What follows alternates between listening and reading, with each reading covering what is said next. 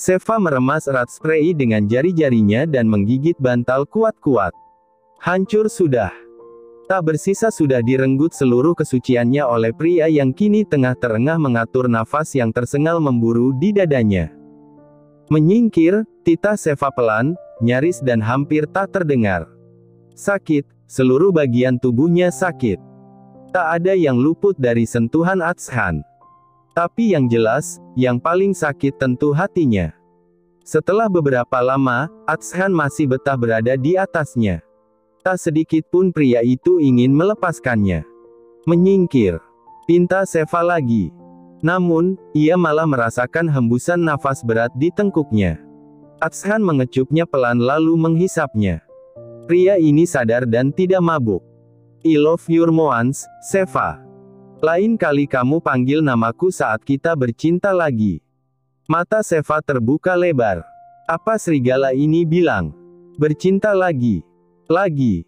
Amarahnya mulai terkumpul di dada saat pria itu mulai bergairah lagi dan menyusuri punggungnya dengan kecupan. Seva berontak. Ia lalu bangun dengan cepat dan otomatis Atshan pun tersentak jatuh menjauh darinya.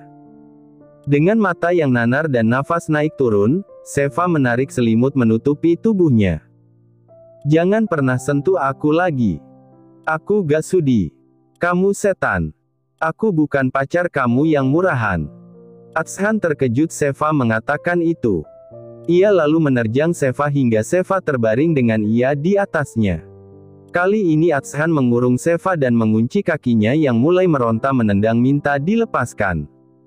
Apa kamu bilang? Murahan. Bilang sekali lagi, murahan. Tunggu sampai bapak dan ibu tahu apa yang kamu lakukan sama aku. Netra abu itu bagai menyala tajam seolah ingin membakar Seva dalam gejolak amarahnya. Sedangkan Seva sudah tak takut lagi. Ia sudah hancur. Ia sudah tak punya yang tersisa dalam dirinya dan tanpa rasa penyesalan sedikit pun pria ini bilang ingin menyentuhnya lagi. Langit bumi saksinya, mereka tidak sedang bercinta. Yang ada pemaksaan. Seva melihat netra itu lagi. Netra abu yang menyeramkan lagi. Coba bilang, coba adukan. Dan kamu gak akan pernah bayangkan apa yang bisa aku lakukan pada keluargamu di kampung. Lagi, netra gadis kecil itu membola. Seva sampai kehabisan kata untuk menjawab ancaman Atshan barusan. Smirk jahat terlihat di wajah Atshan. Pria yang memiliki paras peraduan orang tuanya itu kemudian melanjutkan bicara melihat Seva sudah terlihat khawatir karena ancamannya. Silakan adukan, kamu mau aku hancur? Kita hancur bersama, sayang. Ucapnya menggigit ujung hidung Seva lalu mencium bibirnya lagi. Seva mati rasa. Bahkan saat Atshan mencumbunya lagi.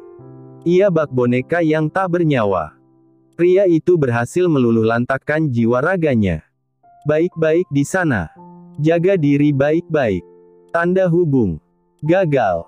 Seva gagal menjaga dirinya. Berhenti di pertigaan ya, Mas, ucap Viana pelan ketika dalam perjalanan pulang ke rumah mereka. Arik tersenyum. Pertigaan depan perumahan mereka adalah pusat jajanan yang selalu ramai, kadang sampai pagi. Ia senang akhirnya setelah berobat berkonsultasi dengan dokter, Viana mau juga makan. Mau apa? Bubur. Nanti Mas belikan. Arash yang duduk samping Pak Rahul yang berada di balik kemudi itu, lalu tersenyum ikut merasakan cinta dan kasih sayang di mata ayahnya untuk ibunya. Martabak, Mas, jawab Viana. Buat Seva. Kasihan dia pasti nungguin kita pulang. Arik tak menjawab. Ia hanya memandang sayang wajah istri yang telah menemaninya membangun rumah tangga selama 22 tahun ini. Viana masih sangat pucat. Tubuhnya juga lemah, hanya banyak minum dan menolak makan. Pikiran yang sangat berat sehingga memacu tensi darah yang tinggi. Namun, saat Arik begitu mengkhawatirkannya, Viana malah mengkhawatirkan orang lain. Bagaimana Arik tak jatuh cinta setiap waktu pada wanita cantik bernetra abu ini? Tak lama, mobil pun berhenti. Arash menoleh ke belakang pada orang tuanya. Fernando Jose, Rosalinda, mau beli apa nih? Aku mau turun. Viana terkekeh pelan mendengar candaan Arash yang sedikit mengobati luka hatinya pada Atshan. Beli martabak bangka 2. Yang rasa apa, Yu? Seva sukanya. Ketan hitam, Mas. Jangan pakai kelapa, jawab Viana. Nah, itu 2, Rush. Belikan jajanan juga buat Pak Rahul sama yang lain ya. Oh, gak usah, Pak. Udah malam. Mau tidur aja langsung. Jangan nolak rezeki. Kan bisa diangetin besok paginya, sahut Arash. Wijen coklat deh, Mas, tambah keju juga. Arash mencibir. Ikut yuk ah. Hujan. Pegangin payungnya. Deh, sepayung berdua, nanti disangka Romeo and Junaedi lagi, Bang. Viana tertawa karenanya. Amit-amit dah. Buruan. Hayu. Rahul lalu mengambil payung lipat yang berada di bawah joknya, setelah itu keluar dari mobil dan memayungi Arash untuk membeli makanan yang dipesan Arik dan Viana. Arik tak lepas memandangi wajah istrinya. Ia banyak tertawa jika mendengar kebahagiaan di sekitarnya. Namun akan banyak menangis juga jika hatinya terluka. Viana sadar kalau ia tengah diperhatikan. Ia lalu merangsek dalam pelukan suaminya mencari kehangatan dan kedamaian di sana. Arik memeluk bahu istrinya dan mencium puncak kepalanya berkali-kali. Semua akan baik-baik saja. Pada dasarnya, Atshan anak yang baik. Dia akan kembali ke jalan yang baik. Mungkin butuh waktu melupakan wanita itu. Sulit tapi bukan berarti gak bisa. Atshan pasti berubah kembali. Viana mengangguk sambil menangis mengamini ucapan suaminya tersebut. Banyak kata yang ingin diucapkan oleh Arik saat ia pun mendengar dari Viana kalau Alea ternyata adalah anak dari Risma. Namun tak satu pun kalimat yang terucap dari mulutnya, bahkan untuk hanya sekedar berdecak. Ia sebagai pelaku merasa tengah dihempas ke dalam jurang terdalam. Bagaimana perbuatan nistanya di masa lalu bagaikan sebuah film yang diputar, ditampakkan di depan mata melalui Atshan sebagai penggantinya. Malu, penyesalan, bercampur jadi satu. Atshan sudah membuat istrinya kembali teringat pada masa lalunya yang susah payah ia coba berdamai dengannya. Sembuhlah sayang. Semua akan baik-baik saja, hibur Arik mensugesti istrinya dan menjadi penyemangat bagi kesehatan mentalnya. Tok tok tok. Atshan dan Seva sama-sama terkejut ada yang mengetuk pintunya. Seva. Udah tidur ya? Itu suara Arash. Tuh. Mememe PPPH. Atshan membekap lagi mulut Seva hingga ia tak bisa bersuara. Atshan yang masih berada di atas Seva itu mengancam dengan tatapan matanya sedangkan Seva hanya menggeleng sambil menangis. Ia berharap Atshan melepaskannya. Namun Atshan masih tetap memerangkapnya dan membekap mulutnya. Arash di luar merasa mendengar teriakan Seva tadi namun tenggelam suaranya. Ia dekatkan lagi telinganya. Samar-samar, ia mendengar suara gadis itu. Seva. Kenapa Seva? Tanyanya panik. Ia mencoba memutar kenop pintu namun tak berhasil karena dikunci dari dalam. Sedangkan Atshan masih membekap mulut Seva agar berhenti bersuara. Lama, tak ada suara Arash memanggil. Atshan mendesah lega. Mungkin Arash sudah pergi dari sana. Ia buka bekapan di mulut Seva. Namun tak lama kemudian, terang. Pintu terbuka saat Arash menendangnya setelah sebelumnya, sang ayah menghantam gagang pintu dengan linggis besi dan langsung rusak seketika. Atshan langsung melompat kaget dan turun dari ranjang dan segera merapikan celananya. Ya Tuhan, Bang. Arash tercekat. Ia melotot horor melihat apa yang terjadi di depan matanya. Terkejutnya Arash, sama dengan Atshan yang bak terkena serangan jantung melihat ayahnya masuk berjalan di belakang Arash. Pap. Wajah Atshan pucat pasi kini. Arik melihat Atshan hanya memakai boxernya dan Seva. Mata Arik memanas. Pria 61 tahun itu melihat pemandangan yang mesti tak dijelaskan, ia tahu itu apa. Arash menutup matanya lekat-lekat karena tak sanggup melihatnya. Ia terlentang di atas kasurnya dan hanya tertutup selimut sebatas dada. Arash mengambil bed cover lalu menutupi Sheva yang nampak tak bergerak sedikit pun. Dengan pandangan mata kosong dan hampa. "Pa," ucap Atshan yang ketakutan. Tangan Arik yang mengepal linggis lalu ia ayunkan pada lengan putranya hingga Atshan terjatuh di lantai. Luka memar langsung tercipta mengerat di lengannya. Linggis itu jatuh hingga menimbulkan suara nyaring. Arik menjambak rambut putranya. "Anak biat asterisk B. Seperti binatang kamu." Arik yang geram menarik rambut Atshan kencang hingga putranya itu berdiri. Buh! Tubuh Atshan terpental ke meja rias setelah mendapatkan tonjokan di wajahnya. Ia terjatuh lagi ke lantai. Dari hidungnya keluar darah segar. "Bangun! Bangun! Anak tidak tahu diuntung." Suara kemarahan Arik menggelegar di kamar Sheva ini. "Mas, ada apa?"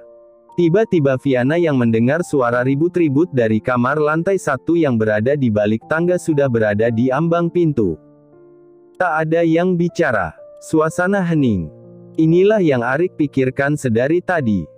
Perasaan istrinya. Fiana yang masih terlihat lemah itu kemudian masuk perlahan ke dalam kamar yang ia lihat adalah yang mencoba bangun dan terlihat wajahnya berdarah serta bekas cakaran memanjang dari wajah leher dan dadanya. Netra abu itu memanas. Apa yang terjadi? Fiana melihat suaminya berdiri dengan amarah yang luar biasa menguar terasa dari tubuhnya. Fiana memegangi dadanya yang mulai sesak. Satu pemikiran buruk telah tercipta di sana. Pandangannya pun lalu berpindah pada Arash yang duduk di tepian ranjang. Tangannya terkepal, wajahnya sama penuh kekecewaan dan kekesalan. Dan yang membuat jantung Fiana bagai berhenti berdetak adalah Sheva yang meringkuk dengan wajah pucat nyaris tanpa darah. Matanya sembab dan pandangannya kosong. Fiana mendekati Sheva. Arash bangun dari duduknya. "Ma." Sapa Arash dengan netra berkaca. "Panggil dokter, Ma." Namun Fiana tak mendengarkannya. Ia duduk di samping Sheva. Tempat Arash duduk tadi. Entah ia belum mengetahui apa yang terjadi, namun firasatnya mengatakan mereka memerlukan dokter saat ini.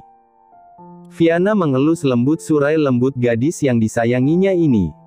Arash pun melayangkan pandangan nyalangnya pada sang kakak. Ingin ia mengumpat dan berkata kasar atau kalau diperbolehkan, ia ingin menambahkan luka-luka di tubuhnya. Namun ada yang harus lebih penting, Sheva harus diobati. Arash pun segera keluar menelepon dokter yang terdekat dan ia akan jemput sekalian agar cepat datang.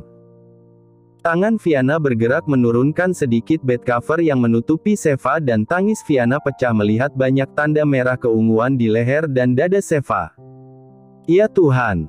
Atshan tertunduk. Penyesalannya datang ketika melihat ibunya menangis histeris memeluk Sheva. Arik bagaikan tersayat hatinya melihat Fiana yang belum sembuh kini harus mendapat cobaan lagi. "Beraninya kamu membuat istri saya menangis."